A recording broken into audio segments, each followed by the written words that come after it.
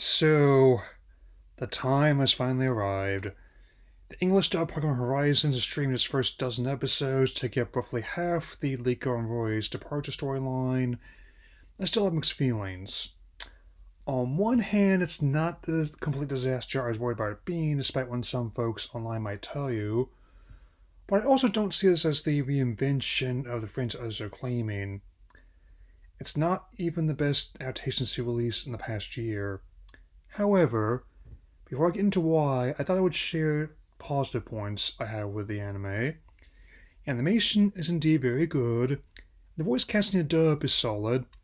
Alejandra Reynoso has experience with anime adaptations of video games and plays and appeared in the excellent Castlevania shows on Netflix.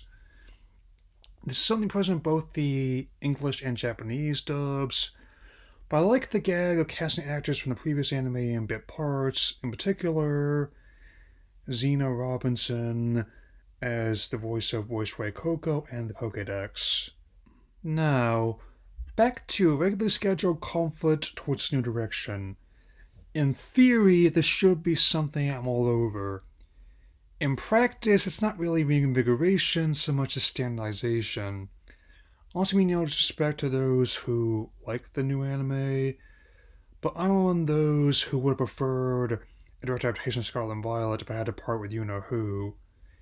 Instead, there's something that I don't know the canonicity of, be it the games or previous anime or something else entirely, or even the age select section of fandom I'm trying to target.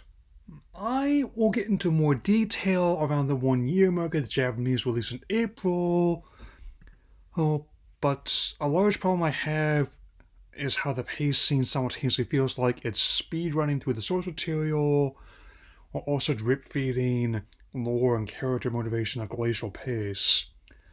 I also don't think the binge approach makes the story easier to absorb. Arguably, it makes it tougher.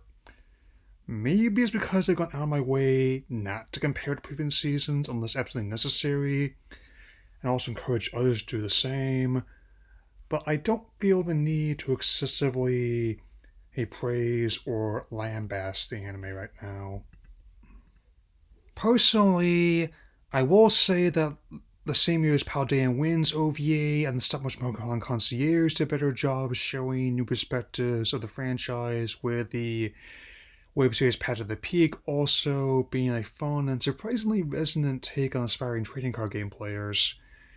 Even the idea of having different storylines and character focus isn't that unprecedented. I also think the Origins miniseries and Detective Pikachu movie did a better job of establishing a darker story and characters beyond the usual archetypes.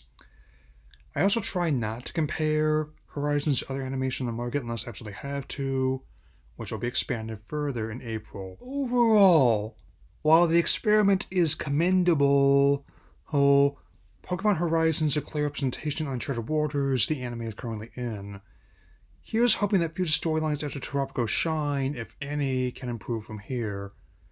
So, suppose I'll see you in April for my thoughts on the anime as a whole 1 year later.